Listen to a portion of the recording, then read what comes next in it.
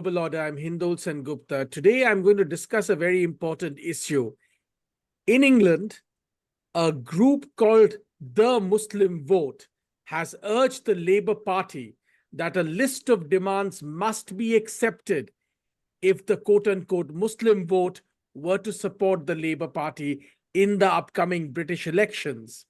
Among their demands are the introduction of quote-unquote more religion or more religiosity, especially for Muslims in British schools.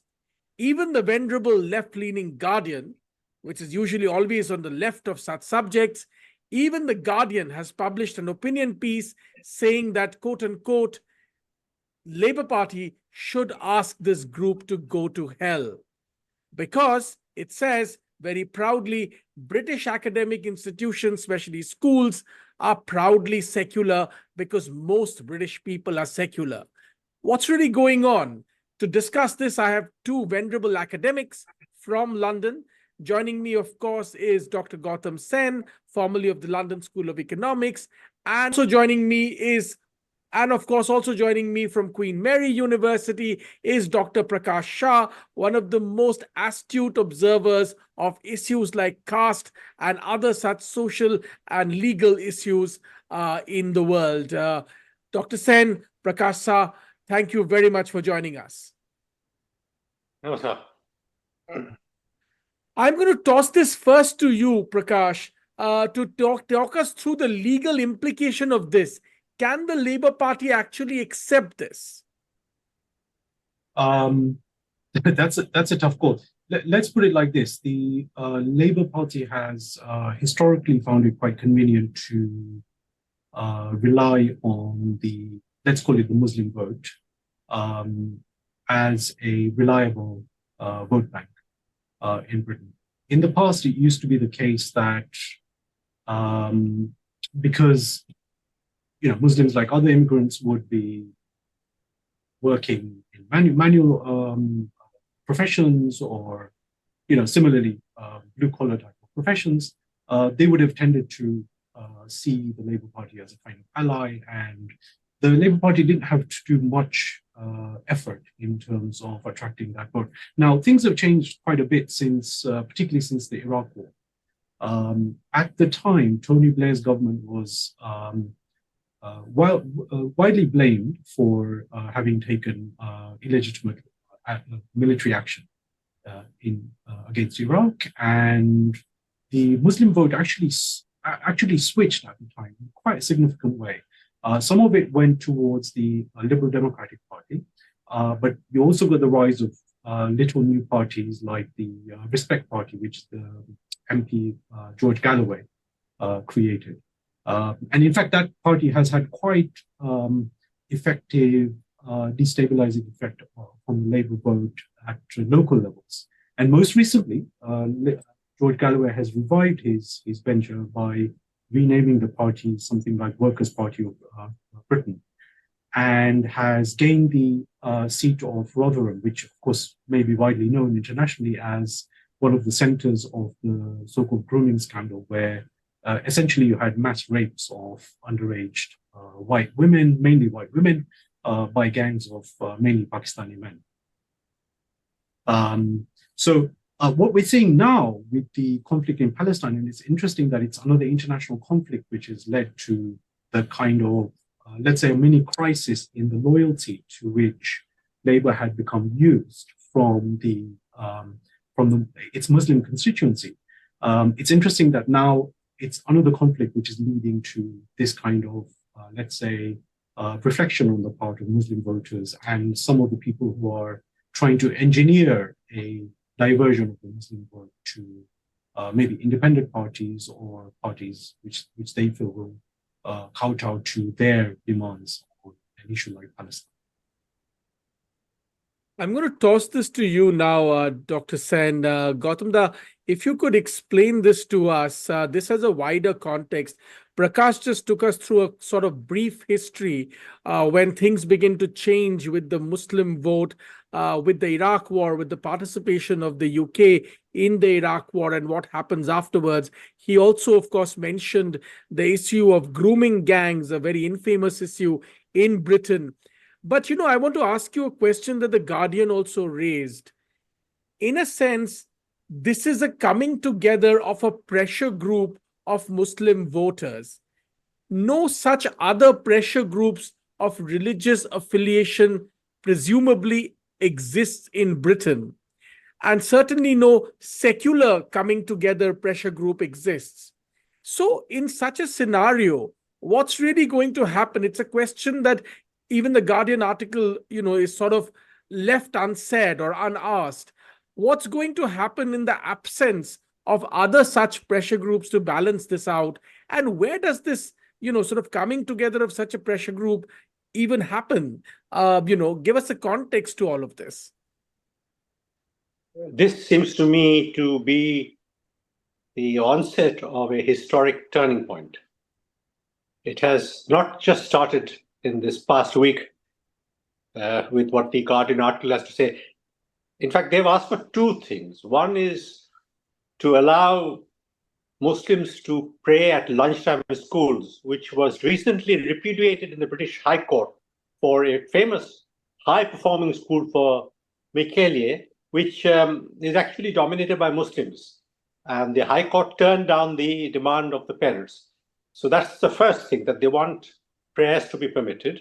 They also want a change in a 19th century law which prohibits use of religion for political campaigning. Now, that, of course, happens anyway. And Tower Hamlet's Bangladeshi mayor was disqualified because 100 clerics wrote to constituents urging them to vote for him. Now, both of these can be changed. You have to change the law, so it can be done. Now, the question is, would the Labour Party do it? And if so, why? So we need to have a little bit of backdrop. There is genuine fears for national security in this country, very, very genuine fears that if you offend, somebody or the other will be sitting in their attic room learning how to make and then plant a bomb. Now, the British security services, unknown to most people, have been very effective in preventing many, many such attacks, and the cost of that is growing all the time. But obviously, you won't be able to prevent every attack. And there have been some very major ones. For example, the horrendous attack on teenagers by a Libyan refugee in the Manchester arena, where I think 25, 30 young girls mainly were killed. Now, this fear is one of the reasons why the Manchester arena bomber could not be stopped, because people were very hesitant to question this young man who was carrying a bag on his as a backpack, though the security staff were warned by members of the public that this is suspicious. But they did not do it because there's now a culture of appeasement across Britain, and the media has been totally suborned. If you look at the BBC, every third ethnic person is a Muslim woman. This is their way of appeasement. So national security is number one. Number two, most people don't know, there's huge amount of funding coming in from particularly places like Qatar and wealthy Gulf Arab individuals. Some of it may be also funding from the governments of Saudi Arabia via mosques. So there are two things, security and a lot of funding coming in. The third thing is Muslims actually have an important impact on 100 parliamentary constituencies as the swing vote. They are able to dictate outcomes in more than 100 seats. In many of them, they are 10% of the electorate. And basically, you can change the outcome of the election with, I think, a 3 to 5% swing. So although the Labour Party is expected to win with a substantial majority, it would be foolish of them to risk 100 seats, even if they still expect to win. So this is not something the Labour Party will do. It's just like India. Electoral politics is driving some of this. They are really not wanting to offend this. Now, the Muslim constituency has two features which anybody in India would be familiar with. They vote in high numbers, over 85, 90%, and they're very disciplined. They usually don't waste their votes. Unlike, say, the Hindus, who in 2019, only about 33, 34% of Hindus voted. They don't vote. Before that, it was actually nearer 22% in 2014. So Hindus basically are not part of the electorate. They do Diwali and make a song and dance about irrelevant issues. But if you don't vote, people don't care about it. So the Hindus are not in the equation at all. The Hindus have also been very badly led by the Hindu Swayam Sevak Sangh and Swaminarayan, BAPS. They have either made them apolitical, or they as organizations are very deeply connected to various organs of the British state. They are intimate ties, and they are not willing to offend British government agencies, and they will often tell you. In fact, the Hindu Forum of Britain General Secretary, the first one, said, if India and Britain go to war, we British Hindus must fight for Britain. He actually said that, and I responded in a letter to the India Weekly where his sentiments were published. So we have a problem. Security, I think, is very, very important, because they are afraid that, if there are several people trying to plant bombs, how are you going to stop it? The other thing most people don't understand is that the Muslim community is extremely well led. You'll be astonished to find how articulate they are in defending some of the worst practices. For example, genital mutilation of girls. They come on the TV, and you're astonished how articulate they are about this. That is because some of the country's leading academics and intellectuals are Muslims. They are also connected to this entire enterprise of Islam, because they really do operate like a hierarchical army in military operations. The average person simply does what they are told. The average person does not count. But in surveys, good third will say death penalty for homosexuality. Good third. Good 40% will say yes, we prefer Sharia law to British law. So they have mass support in the community. Otherwise, you could not mobilize the votes. There is also a purely contingent reason. Unlike Hindus who have become increasingly prosperous, particularly the people who came from East Africa in the early 70s, virtually not a single family has children who are not graduates. So they are really all professionals. While a disproportionate number of Muslims are recipients of welfare and benefits from the British government. And it is agreed that the British Labour Party is much more favorable to welfare recipients. For example, the Tories are now saying they're going to cut disability benefits. The Labour Party won't do that. So if you're a welfare recipient, you really want to vote for the Labour Party. Whereas Hindus have been shifting, and in the last election, a lot of them shifted towards the Tories. The problem which arises is a much more complex problem, which is the British state, going back all the way to 1906 and the creation of the Muslim League in Dhaka, has been deeply implicated with Islamist terror groups, which they have used for political purposes. Now, there are excellent textbooks which have covered this. They have given you detail how much the British government was involved with Islamic terror groups. Of course, that role has been taken over mainly by the United States and to some degree by the French and other parties. For example, ISIS, the people who were enslaving and murdering and raping women, was a creation of the Americans and the Israelis to attempt to overthrow Assad. That was why ISIS. Now, leading American officials have confirmed that we were still doing it while we knew that the women were being auctioned, the Yazidi women were being auctioned. We knew this, and we still supported ISIS. Now, of course, both these countries and many others have suffered a kind of blowback. But it seems the international and foreign policy goals are more important than having to cope with blowback at home. Who do they use Islam against? They use Islam against Russia and Chechnya.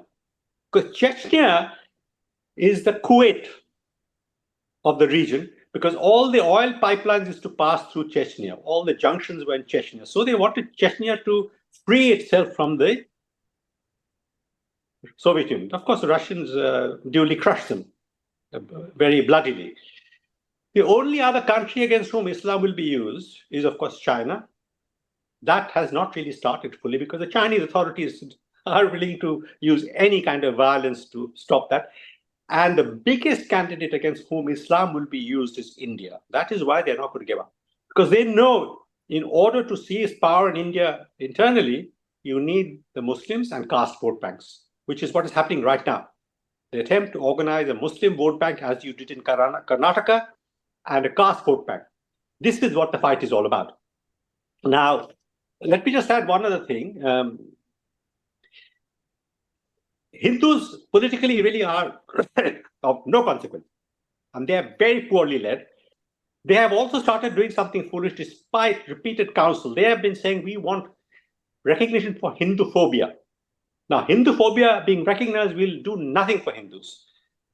What will happen? Nothing. There'll be no legislation, nothing, because the libel and slander against Hindus is mainly through the media. Ordinary people are either ignorant or indifferent towards Hinduism, and in many cases, they find it quite okay. They don't worry about Hinduism, Diwali, and all that. But the moment you say Hinduphobia, you legitimize Islamophobia. And Islamophobia will be defined by Muslims, not Hindus. And let me tell you, in the borough where I live, resolution has been passed, led by a Hindu councillor whose husband is a prominent London politician, which prohibits a whole series of actions as Islamophobic. Two of them are worthy of note. One, you cannot describe violence in Kashmir and Israel as terrorist violence. That is prohibited.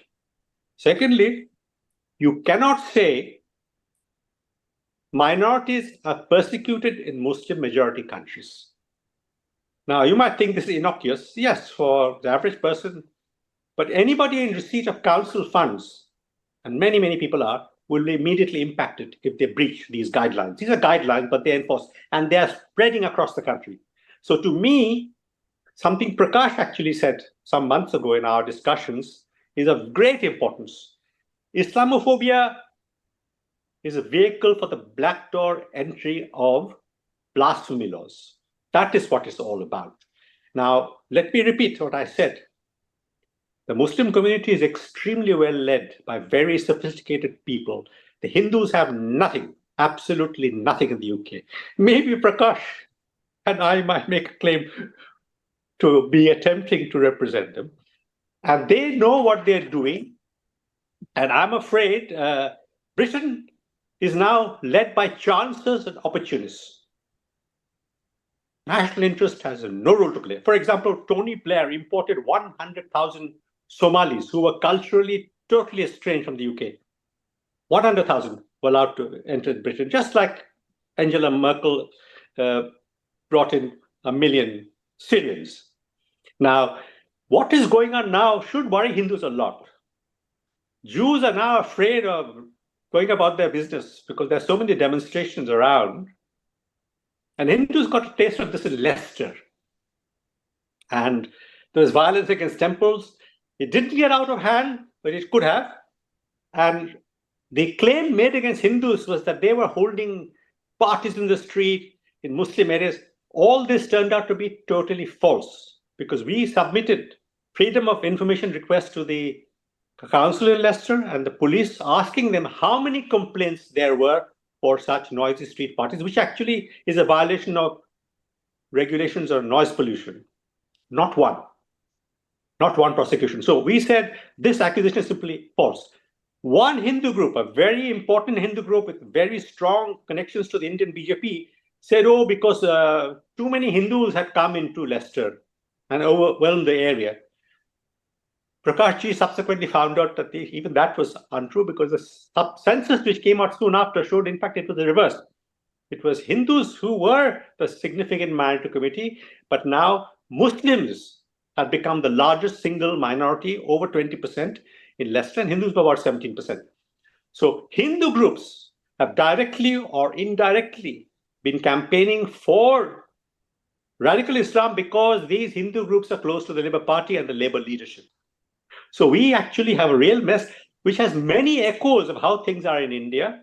Now, I'm afraid I don't have deep sympathy for either the Hindus because they have failed to organize themselves. They have refused to organize themselves to even cast postal votes because the votes count. When we complained to the former Home Secretary Priti Patel about the slander against Narendra Modi in 2014 after the election, somebody slandered him. And we phoned him up. And she actually did write a letter to the BBC Governor General. The Governor General dismissed her unceremoniously, but she did say at the time, for many issues concerning Hindus, I get 100 letters from the church, not one from a Hindu. So Hindus, as we know, are everywhere disorganized, unconcerned, making their daily lives. And of course, I always say Hindus are much more worried about not missing the repeat of their favorite cereal in the afternoon than going out to vote. So this is, to me, the big problem, and it will only get worse because the Muslim population is growing. They're voting in large numbers. They're well organized, and the British state is fearful of them. And concessions will start in a small way. Where it will end is very hard to predict. Let me get Prakash Shah in. Prakash Shah, you have studied these things at great length. Many would ask the population of Hindus and other minorities, but especially many would argue that the population of Hindus in the UK are roughly the same as the Muslim population, and they're also a significant minority, a prosperous minority. What the Guardian article mentions, that where will all of this end? Because, this really opens doors for other minority communities to create their own pressure groups and demand concessions.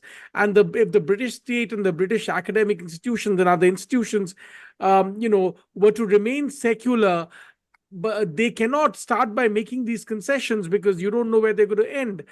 How do you see this panning out now? Number one, do you see, number one, as Gautam Das said, these kind of concessions beginning?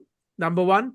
Number two, do you also see other pressure groups being created? Are you more optimistic than Gautam Sen that perhaps a Hindu group or a secular group or a Sikh group or someone else will get organized, a Jewish group, and demand their own set of concessions? Right. So that's a number of points. Starting with the Guardian article, well, of course, the Guardian article comes from a kind of pro-secularist line. The way secularism tends to be used in the West is not how Indians tend to understand the term secularism, because I think Indians tend to conflate their own idea of pluralism to secularism, although that's not what secularism is. Secularism is basically some kind of detachment between the religious sphere and the governmental, legal, political sphere, and so on. So that's the perspective from which the writer was discussing the demand of this, what are the Muslim Vote organization and their demands. And I think that's probably the wrong starting point, because what it does is actually conflates all kinds of different religious entities in a plural society like Britain or elsewhere, and says, well, we need to apply the same kind of policy prescription to all of them. As Gautam has already, I think, adequately pointed out, what we're looking at here is a very specific issue concerning Islam and Muslims, right? So that's, I suppose, the first thing to point out. The larger issue that you raised with respect to, is this the beginning of demand making? Where will it end? I don't think it's the beginning.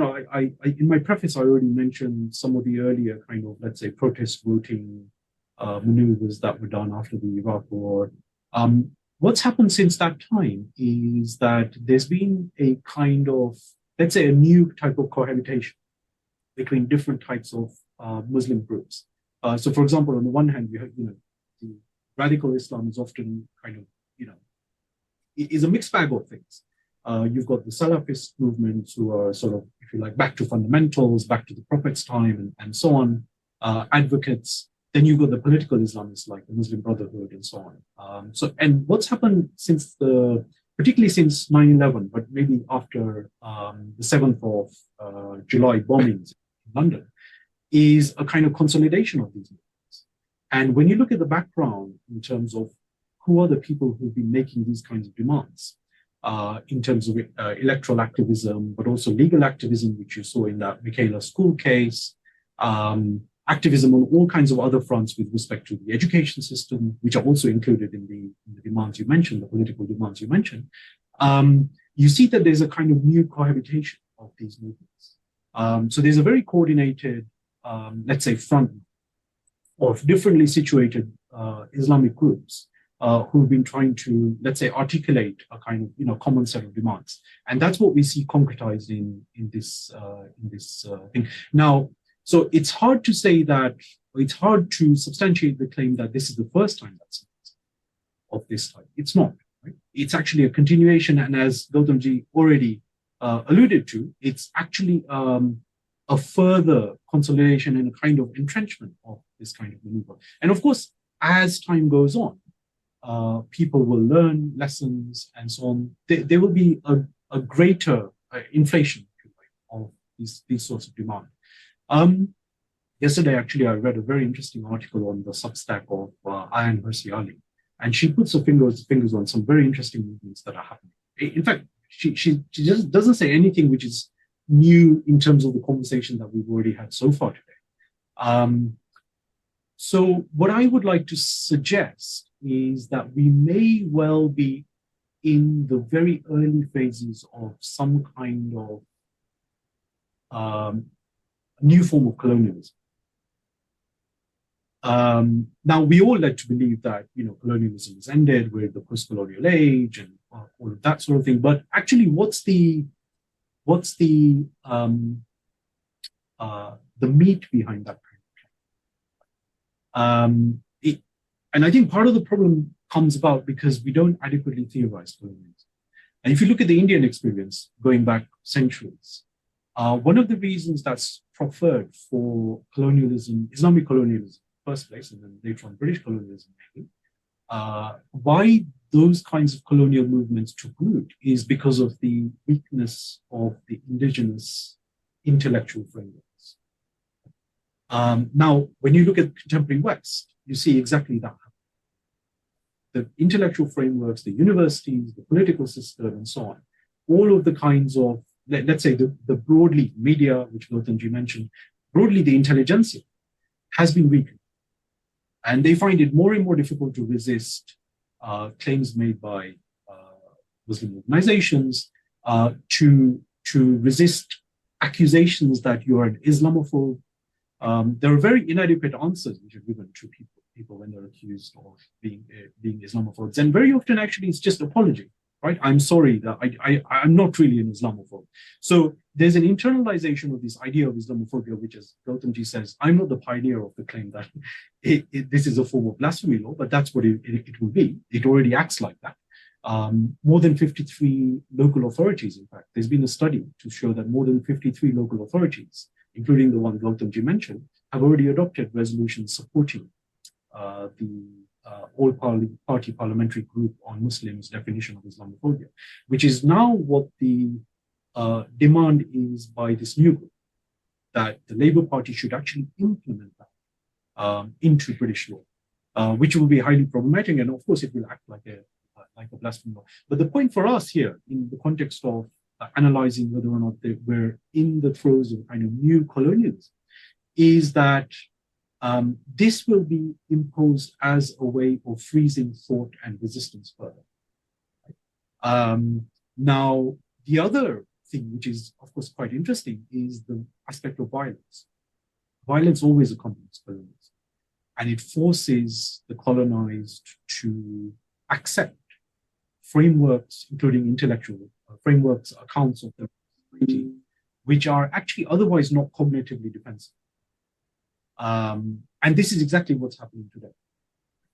You can't say that the Islamist demands are cognitively defensive, right? Yet they're being accepted step by step in the British political system, in the British legal system, in the British, media system, education system, so on. So what you get is an entry, if you like, of these kinds of frameworks in which the domestic intellectual frameworks are weak. They will slowly be subject to accepting the intellectual frameworks, such as they are, of the Muslims. And of course, they are not very high. But it would not be the first instance of a very low-grade type of trying to displace a more advanced type of culture. Right? We've seen that before also, and I suppose you can say that the Indian example is, speaks to that very well. So I would like us really to start thinking about this as a new variety of colonialism. It may not be the only type of colonialism which will affect the West in future. I think there may be other competing ones as well. China has been mentioned already. So you may well get a kind of fight for the territory and the kind of, let's say, the fruits of Western culture in future, over which others will begin to dominate. So it'd be interesting to hear both your views on this kind of proposal. May I just come Gautam in Sen. to... I'm going to toss this to Gautam Sen now. I have 3 or 4 thoughts which perhaps Dr. Sen can address. In the future, Prakash gave us a very lucid explanation of not just this one instance of the Muslim vote pressure group coming together, but the trajectory in which it is growing. I think, Gautam, that you also alluded to this entire, I think it was Rotterdam, wasn't it, where this entire, grooming gangs had raped lots and lots of very young British women. And in fact, the mainstream media insisted for a long time, calling these perpetrators Asians, to which many people began to ask, like, what does it even mean to say Asians?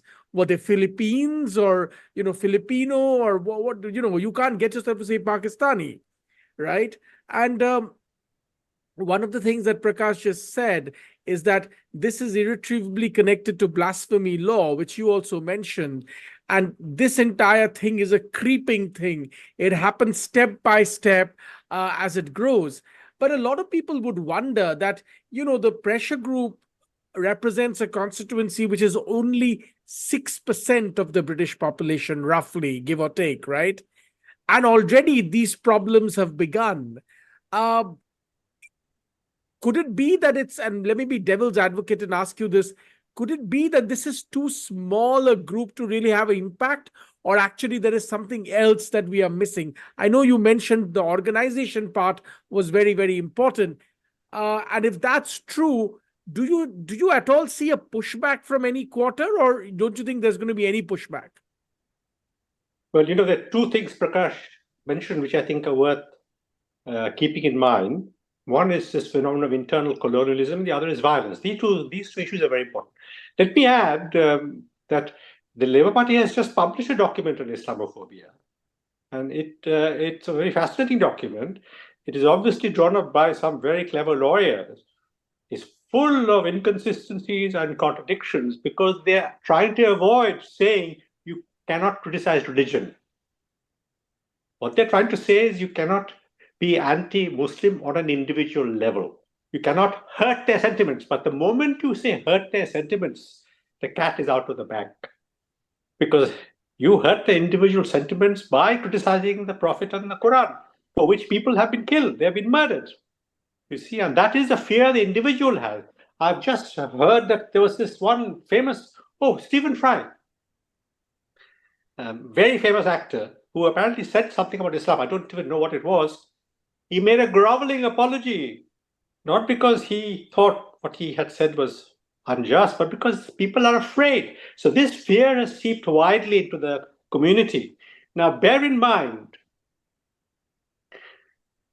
that ultimately you have to look at the society in which these changes are occurring.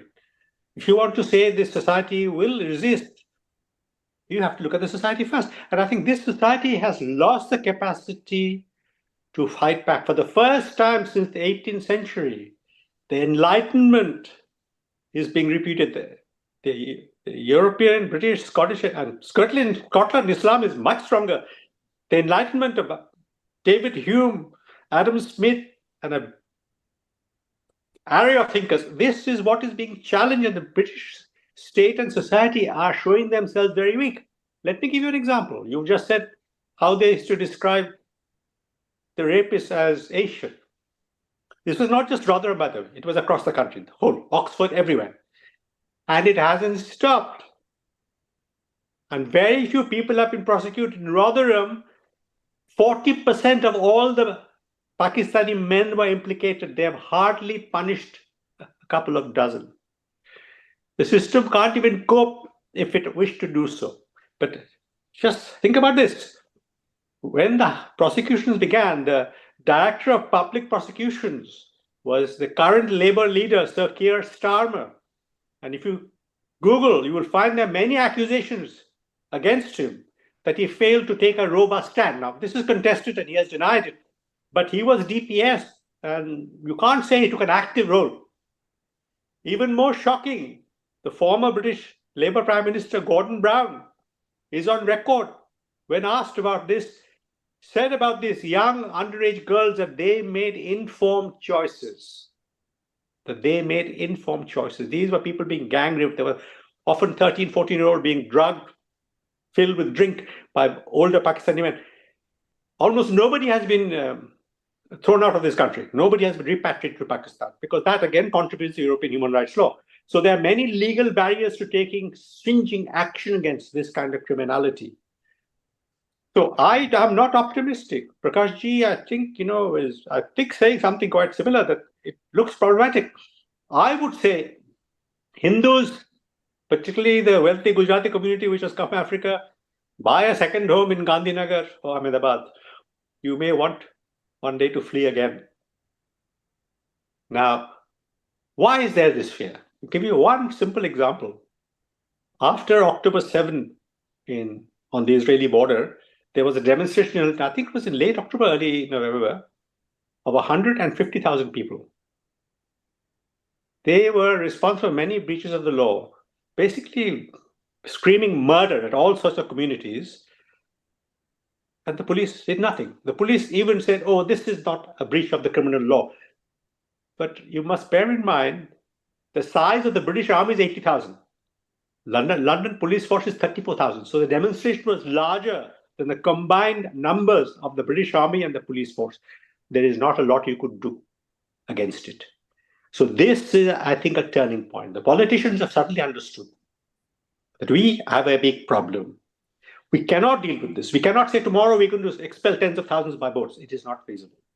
So they are going to make more and more compromises. And the more compromises you make, the bigger become the demands. Toss this to Prakash. Some people might argue that this is happening at a time when the waves of change are sweeping through the heart of the Muslim world. If you look at what's happening in Saudi Arabia, Saudi Arabia just sent its first ever participant to the Miss Universe contest.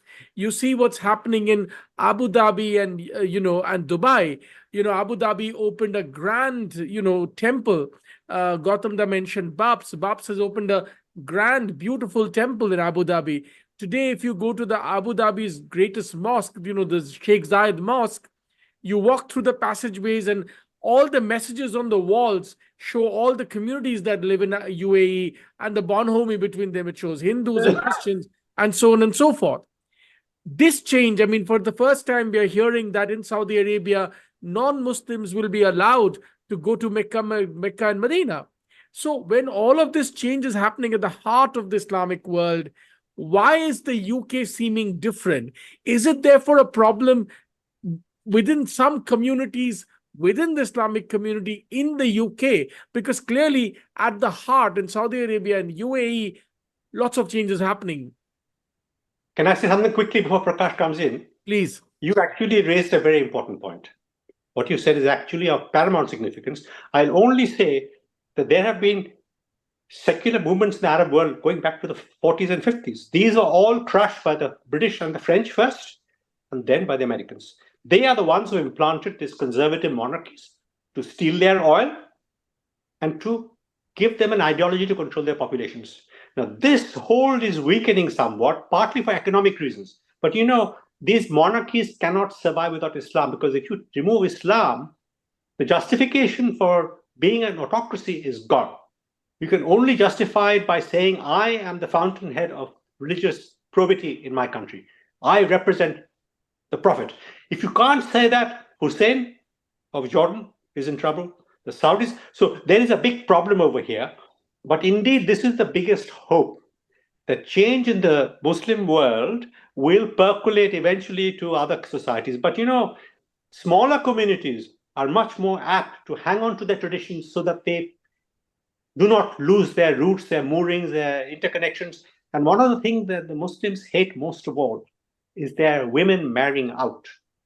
And this inevitably is happening even in this country. A lot of Muslim women are marrying out, and this is what drives them completely mad with rage, that they're women marrying out. In India, of course, it's no problem if you kill the Hindu boy who dares to be seen with a Muslim woman. But here too, this is an issue. People don't understand this, which is why the BBC is particularly bankrupt. They show a Muslim woman reading the news without a hijab, looking very modern, wearing lipstick. It doesn't please the Muslims. It makes them angry because this is what symbolizes to them their defeat. So I'm going to toss this to, thank you very much. Lots of very insightful comments, Gautam Da. I'm going to toss it to Prakash. Prakash, take the question that I began with, which Gautam Da also answered about change at the heart of the Muslim world. He also mentioned Jordan. While there's a monarchy in Jordan, but Jordan is not, for instance, and Jordanian women certainly are not, for instance, don't face the kind of oppression that, Saudi women once faced or women in Iran face, right? So in a sense, Jordan is different, right? Jordanian women do not have the religious police like in Iran, coming after them, beating them up, killing them. So in a sense, Jordan is also very different. The other thing I wanted to talk about is we are talking about the same country, and let's not forget the UK, which for the third time has elected a Muslim mayor in London, a mayor who has been, happily has gone to Hindu temples and to churches and, hung out with those communities. People seem to feel, or many people would say, there is a contradiction in what's happening in Tower Hamlets and Bradford and so on and so forth, in Leicester and Birmingham, compared to maybe what's happening in wider society. At least to me, there seems to be multiple contradictions. Prakash, take that and explain to us, and then I can see Gautam Da nodding. I'll come straight to him. Yeah, certainly, if what you're suggesting is there's some kind of like battle for the soul of Islam or the Muslim world, I think that's probably very much true. It's not, as Gautam already said, it's not a new thing. In fact, you might say it's almost maybe a century, more than a century old, because the Islamic reformist movements have been going on for that long, right? So some people might refer to them as the so-called new religious movements within Islam, but actually they're fairly old and entrenched by now already. In India, of course, you have the Islami, the Muslim Brotherhood in the Arab world, and so on. So these are all like collections of different, let's say, fighters for the soul of Islam, as it were. Now, what I see, so that's one thing. Now, within the Middle East, of course, or the wider Islamic world, there is a kind of fight over who should have the say for the future direction of the development of Islamic societies. You saw the example of Kuwait recently, where the democratic structures, the parliament, I think, has had to be suspended because of the influence of the Muslim Brotherhood, which was detected, right? So seeping through the political organs and so on. In the West, what you'll see, of course, you get a mixture of different types of Muslim communities and so on. But many of them, let's say, particularly after the first generation, tend to become quite ruthless. And they are much more subject to influence by the Islamist movements, the Salafi movements, and so on. And let's say the consolidation of these, which you now see very concretized in the kind of political demands that we've been discussing. So they are the ones who are, if you like, the let's say the Muslim avant-garde in these societies, right? Many of them now go to universities. They get nurtured in the Islamic societies. They have a great influence in the National Union of Student movement in Britain. So if you like, they're the seed of the new Muslim intelligentsia, which will be leading these kinds of movements in the next generations. So I'm afraid that sort of, let's say, traditional tribal Islam that you've had, people are used to in many countries in the Middle East and so on, has really been, it's either being wiped away or certainly in the post-migration scenario, is very much compromised. And those Muslims who are looking for answers will only really find them in these sort of more radical movements. So that's a massive problem. So the version of Islam that we are entertaining in many countries in the Western world, not just Britain, is going to be very much at odds with the, let's say, the reformist movements that you see going on in Saudi Arabia today, or other parts of, particularly the Muslim monarchies, who seem to be very afraid also of their own positions because they are being destabilized by these new or relatively recent Islamist movements. I don't know if that answers the point that you're raising fully, but you can tell me if I haven't. I saw Gautam Da nodding fervently when you were beginning to speak, so I'm going to toss it back to him. You had some comments, Dr. Sen. Maybe I'm being unduly pessimistic, but the younger generation of the educated Muslims are more militant than their parents. The parents actually, by and large, came from rural, humble backgrounds. They were more submissive and they got on with the work. But the younger generation actually is more politically conscious. And I'm afraid, I must tell my dear Indian brothers and sisters that the educated Muslim, however secular in their daily life, they have even greater hostility towards India and Hindus. I mean, I have great deal of personal experience of educated, good Muslims. When you say India, Article 370, they just go blind with rage. So the problem which emanates for us from Britain is not going to go away. On the question of Iran, I think we should note something very interesting. The repression which has suddenly intensified, of course, it has been a brutally repressive regime since 1979, is partly a product of the fact that tens of thousands of mosques have closed. People are leaving Islam in very, very large numbers. I'm reading a huge revival of Zoroastrianism in Iran. So Iran may be the real Achilles heel, but of course it won't have much of an impact in India because Iran is a Shia country. But Iran may be the turning point, and the repressive behavior of the clergy is partly accounted for by this very fact, because they see the writing on the wall. So for them, being anti-Israel and pro-Palestinian is a way of legitimizing themselves at home. Because remember, the Palestinians are mainly Sunni, and they are Shia. Of course, the Hezbollah is Shia. So this is a complex situation. Now, let me tell you a little story. But even in Saudi Arabia, Gautam, before you go on, even in Saudi Arabia, I mean, until recently, Saudi Arabia, maybe not as stringent as the Iranian sort of morality police, but Saudi Arabia had its own version of strictures, should I say, state-led strictures in society on the behavior of men and certainly the behavior of women, including how they dress. Perhaps it wasn't enforced as brutally as it is being enforced was being enforced in parts of Iran, but it certainly had it. But all that seems to be changing in Saudi Arabia. I recently had somebody visit Riyadh, and in fact, when you land in Riyadh airport, all you see are women working across the airport, welcoming you. So there seems to be a spirit of change. I just mentioned that non-Muslims perhaps for the first time may be welcomed in Mecca and Medina. Certainly the Indian minister Smriti Irani visited Mecca and Medina, and she was not, she did not cloak herself at all. She went just the way she always is. But a lot of the radicalism, as you're saying, is in countries like the UK. I mean, a university that I went to and all of us know well, actually once used to have a professor who he would never ever, as you and I, all three of us have always discussed, he was one of the dons of the university, and he never ever even had the gumption to say that stoning women to death was a bad thing. And later on, of course, he was arrested for rape and molestation and so on and so forth. So all this seems to be a problem that is being, should I say, exported to the Western world. Talk to me a little bit about that.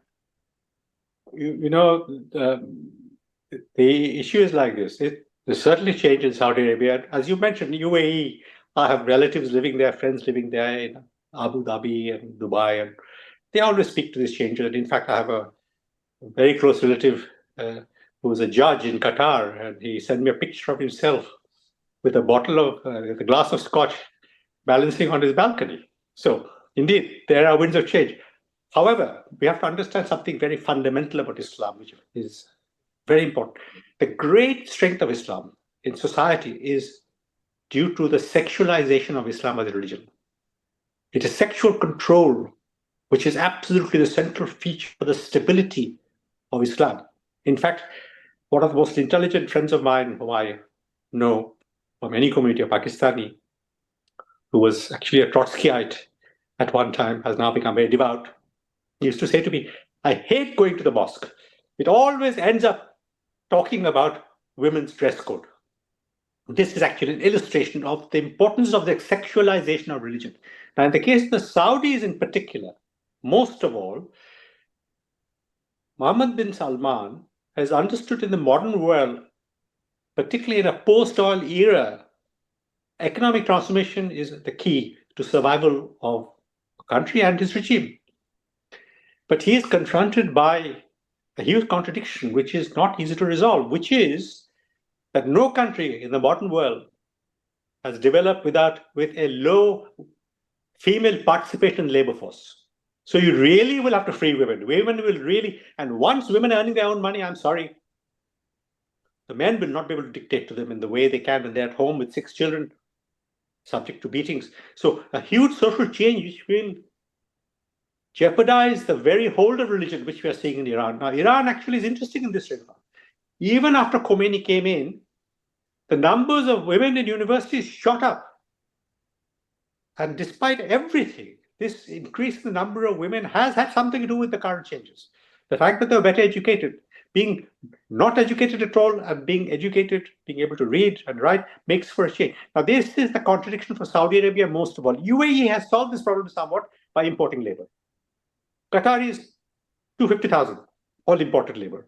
And they're so small, they can control their population and nobody is a citizen. Very, very interesting. Prakash, as we come to the end of our conversation, one last question, and I'll let you have the last word. The question that I asked, in a sense, is some of the radicalism then being exported to the West? Because as some of the major and the most important Islamic countries in the Gulf are changing, and I'm not even talking about change that's happening in Islamic countries in Southeast Asia, but at the Gulf, at the heart of Islam, there is change happening, major change happening. I mentioned the number of women who work now at the Riyadh airport, right? And Gautam alluded to women participation in the labor force.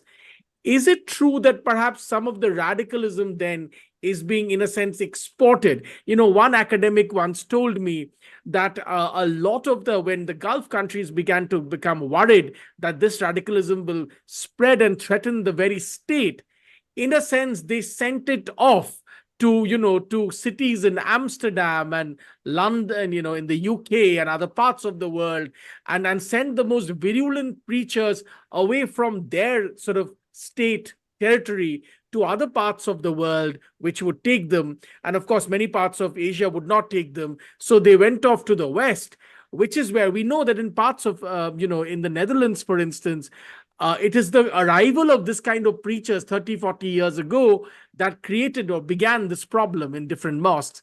So is it in a sense being exported? As an academic who tracks this, has it been exported to the West, Prakash?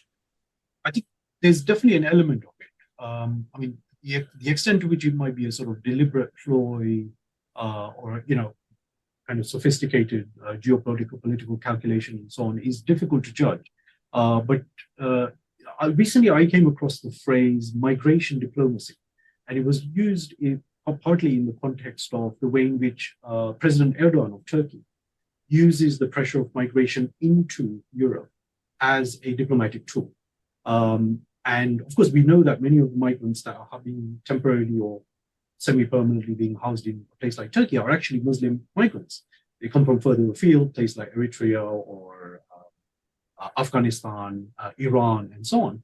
So there's a good possibility that certainly this sort of migration pressure yields some kind of diplomatic leverage on Western governments. But it may be more than that. It may be a way to install, let's say, cells or pockets of activists, in different countries, who you can then manipulate to achieve the ends that you want.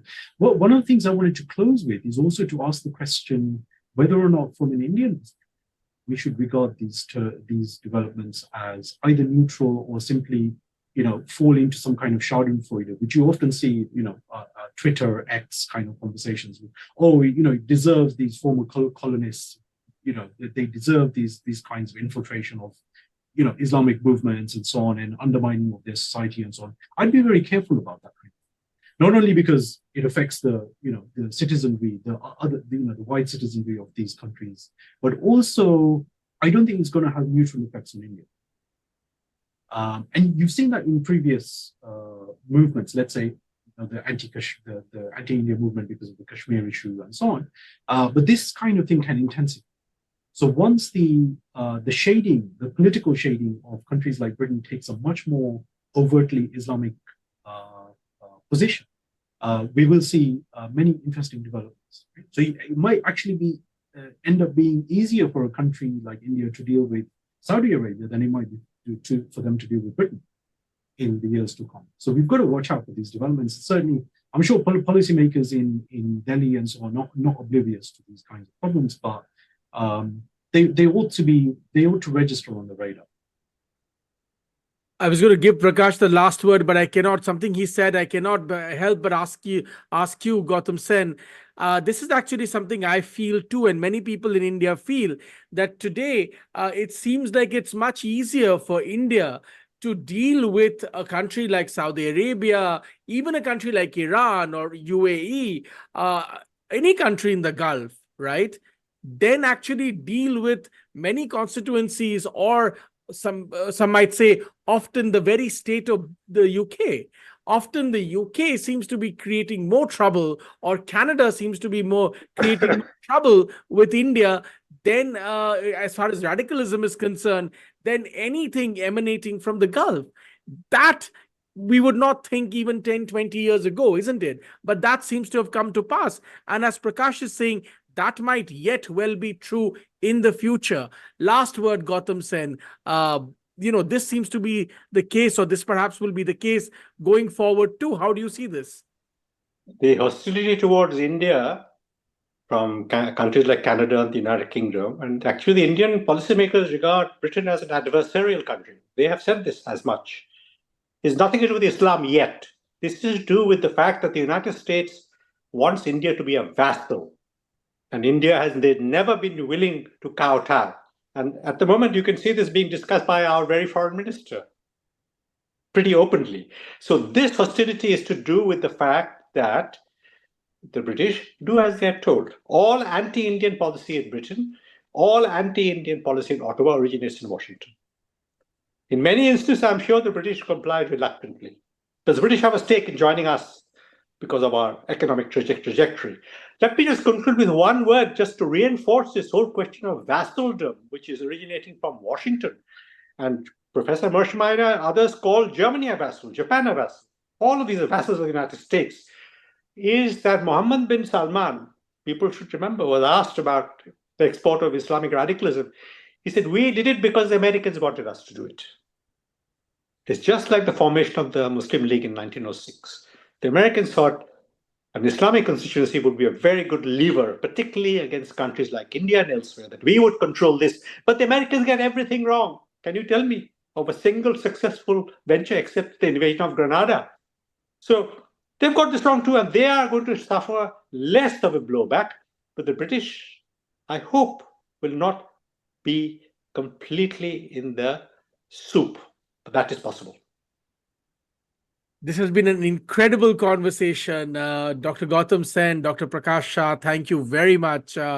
Extremely insightful, extremely detailed, very, very candid. Thank you very much for sparing time to have a long conversation with me. Thank you, gentlemen.